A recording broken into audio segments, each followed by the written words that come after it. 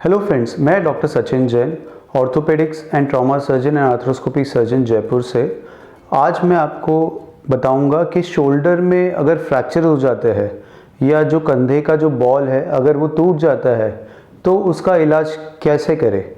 कि हमें क्या हर शोल्डर के ऑपरेशन को ऑपरेशन कराना ही ज़रूरत होता है या हम इसे बिना ऑपरेशन के भी ठीक कर सकते हैं, और अगर ऑपरेशन करा रहे हैं तो कौन से केसेस में हम इसको ऑपरेशन कराएं और उसकी प्लानिंग कैसे करें। तो उसके बारे में हम आपको कुछ इन्फॉर्मेशन देंगे।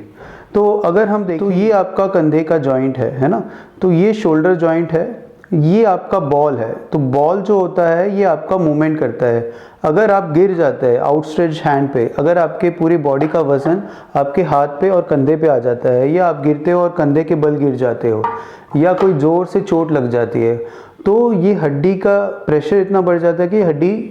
पीसेस में टूट जाती है ना। अब हमारे क्लासिफिकेशन में इसको कैसे क्लासिफाई करते हैं, तो हमारे इसमें नीड्स क्लासिफिकेशन होता है। नीड्स क्लासिफिकेशन क्या होता है कि ये जो फ्रैक्चर होता है इसको हम पार्ट्स में डिवाइड करते हैं कि 1 part fracture, 2 part fracture, 3 part fracture और 4 पार्ट फ्रैक्चर, और लास्ट होता है 4 पार्ट फ्रैक्चर विथ डिसलोकेशन कि पूरा का पूरा कंधा टूट गया है या चूरा हो गया है और कंधा पूरा निकल गया है। तो 1 पार्ट फ्रैक्चर में क्या होता है कि ये जो बॉल है ये इस हड्डी के साथ में टूट के सेपरेट हो जाता है। जब ये सेपरेट हो जाता है तो ऐसे केसेस में बहुत ईजी होता है कि अगर ये डिस्प्लेस नहीं है या इसी पोजीशन में है और हड्डी के जो 2 पीसेस है एक साथ जुड़े हुए हैं पर एक छोटी सी लाइन जा रही है, तो ऐसे केसेस में हम इसको बिल्कुल बिना ऑपरेशन कर सकते हैं। इसको पोजीशन में रख सकते हैं इमोबिलाइज करके, और उसको अपने बॉडी को हील होने का टाइम दे सकते हैं। अब कभी भी जो भी 1 पार्ट फ्रैक्चर है या 2 पार्ट फ्रैक्चर है या हेयरलाइन फ्रैक्चर है अनडिस्प्लेस्ड या जो हिलानी है जगह पे है, तो ऐसे केसेस में कभी भी इम्पॉर्टेंट होता है कि हर 1 हफ्ते बाद में इसकी एक्सरे रिपीट कराए ताकि हमें पता चले कि वो हड्डी उसी पोजीशन में है या हिल गई है। बहुत बारी पहली बार में जब आते हैं तब तो हड्डी जगह पे होती है, बिल्कुल हिलती नहीं है क्योंकि पोजीशन सही होती है, पर जैसे जैसे जो बॉडी में जो कंधे में आपकी सूजन है वो धीरे धीरे कम हो जाती है और अपनी थोड़ी थोड़ी हल्की फुल्की मूवमेंट हो जाती है, उसकी वजह से हो सकता है कि ये हड्डी हिल जाए और हड्डी अपनी पोजीशन छोड़ दे। तो जब ऐसा होता है तो उस पोजीशन में 1 हफ्ते बाद अगर हड्डी हिल गई या डिस्प्लेस हो गई तो हमें इसको ऑपरेशन करके इसको प्लेट या स्क्रू लगा के अपने पोजीशन में फिट करना पड़ता है और इसे अपने पोजीशन में इसको हील होने का टाइम देना पड़ता है। 2 पार्ट फ्रैक्चर, 3 पार्ट फ्रैक्चर और 4 पार्ट फ्रैक्चर, जब ये फ्रैक्चर्स होते हैं और वो डिस्प्लेस होते हैं या अपनी जगह छोड़ देते हैं तो ऐसे केसेस में हमें ऑपरेशन करना बहुत ही अनिवार्य हो जाता है, और हमें इसे या तो एक चीरा करके इसमें जिस भी हड्डी में उसको ऑप्टिमल पोजीशन में इसको लगा के साथ में एक प्लेट जिसको हम फाइलॉस प्लेट बोलते हैं, है ना। फाइलॉस मतलब proximal humerus interlocking plate, okay, screw system. तो इससे क्या होता है कि ये जो प्लेट है वो बोन के साथ में जुड़ी रहती है और उसमें हम इस जो बॉल में स्क्रूज डालते हैं और प्लेट बाहर आती है और इस पोजीशन को इसको लॉक कर देती है ताकि जब भी मूवमेंट हो तो ये प्लेट और स्क्रू का एक ही कंस्ट्रक्ट हो और एक साथ वो मूवमेंट हो और हड्डी वापस से डिस्प्लेस नहीं हो। अब प्लेट का काम क्या होता है, हड्डी को उसको होल्ड करके रखना होता है,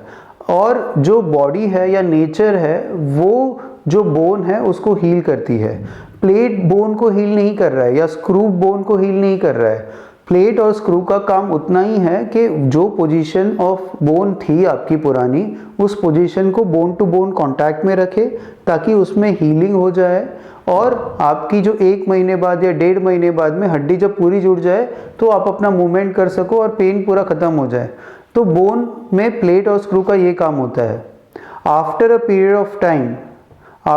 ऑफ टाइम अगर हम सोचे कि ये प्लेट का क्या काम है, तो प्लेट का कोई काम नहीं है, तो वो प्लेट 9 महीने या 10 महीने बाद आप निकाल सकते हो, उसका कोई भी बॉडी में रोल नहीं है। अब अगर कोई 4 पार्ट फ्रैक्चर है जिसमें बहुत ही चूरा हो गया है और ऑपरेशन के टाइम पे हम उसको देख रहे हैं कि हड्डी का पीसेस हो गए हैं बहुत ही छोटे छोटे, और उसको प्लेट या स्क्रूज में लगाने की कोई संभावना ही नहीं है या पॉसिबिलिटी नहीं है, तो ऐसे केसेस में भी हमें ट्रीटमेंट करना चाहिए। तो हमारे पास क्या ऑप्शन बचता है, पहला ऑप्शन तो यही होता है कि इसको प्रॉपर फिट करें, बट कभी कभी ये पॉसिबल नहीं होता है, तो हम क्या करते हैं कि उसमें बॉल को ही नया चेंज कर देते हैं। ये जो भी चूरा होगा हड्डी का, इसको हम हटा देते हैं और यहाँ पे एक नया बॉल और नया सॉकेट हम फिट करते हैं। इसको हम बोलते हैं हेमी आर्थ्रोप्लास्टी। और कभी कभी टोटल शोल्डर आर्थ्रोप्लास्टी भी करनी पड़ सकती है अगर ये पुराना हो जाता है और ग्लिनॉइड का बोन भी खराब हो जाता है, तो TSA या टोटल शोल्डर आर्थ्रोप्लास्टी या टोटल शोल्डर रिप्लेसमेंट, ये भी हमको करने की ज़रूरत पड़ सकती है। पर वो आपके फ्रैक्चर का पैटर्न, आपके कितना पुराना है उसका पैटर्न, उससे डिसाइड होगा और जो सर्जन है ऑपरेटिंग, वो उसमें डिसीजन लेगा ऑपरेशन के टाइम पे कि आपके केसेस में इसकी ज़रूरत है या नहीं। वो CT स्कैन करवाने के बाद हमको ऑपरेशन से पहले भी पता चल सकता है कि हमें उसकी तैयारी रखनी है या नहीं। तो ये जो होता है फ्रैक्चर्स ऑफ शोल्डर या फ्रैक्चर्स ऑफ ह्यूमरस हेड, ये बहुत ही चैलेंजिंग केसेस होते हैं। बट अगर 2 पार्ट 3 पार्ट है तो बहुत ही सिंपल केसेस है, इसमें कोई भी दिक्कत नहीं है। बट अगर ये 4 पार्ट होता है, कम्युनिकेट होता है या डिसलोकेशन के साथ होता है, तब इससे ऑपरेट करना एक चैलेंज होता है, जिसमें हमें अच्छे से अच्छे रिजल्ट देने की कोशिश करनी चाहिए और हम करने की पूरी कोशिश करते हैं। तो आई होप आपको शोल्डर के फ्रैक्चर्स के बारे में कुछ जानकारी मिली है। आपको अगर कोई भी शोल्डर की इंजरी हो, फ्रैक्चर्स हो या AC जॉइंट डिसलोकेशन हो या डिस्टल क्लाविकल फ्रैक्चर्स हो, तो ये वाला एरिया का हम बहुत ही स्पेशलाइज काम करते हैं और उसको हम आपको ठीक करने में बिल्कुल अच्छे से अच्छे हेल्प कर पाएंगे। Thank you so much.